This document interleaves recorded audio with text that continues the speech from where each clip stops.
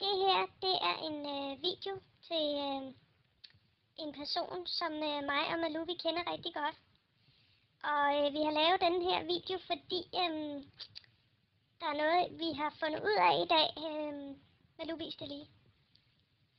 Jeg vil lige vise den der. Længere. Ja. Det her, det er til den person, vi kender. Det her, det er en skoleagurk. Og det kan vi godt finde ud af at lave. Men nu er det sådan lige, at mig og Malou, vi kender en, som ikke kan finde ud af at lave sådan en her. Den agurk, som jeg har set over i en anden persons hjem, det vil jeg kalde for en pickles. Ja, du ved godt, hvem det er, vi snakker om.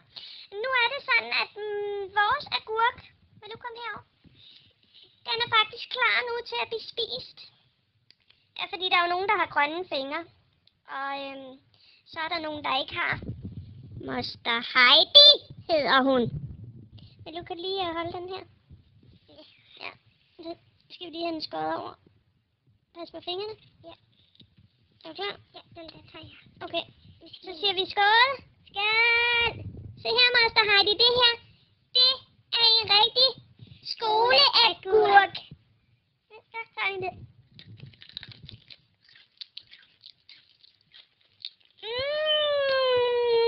Den er god, ikke, Malou? Jo. Jeg vil lige få noget lyd på os. Vi skal se.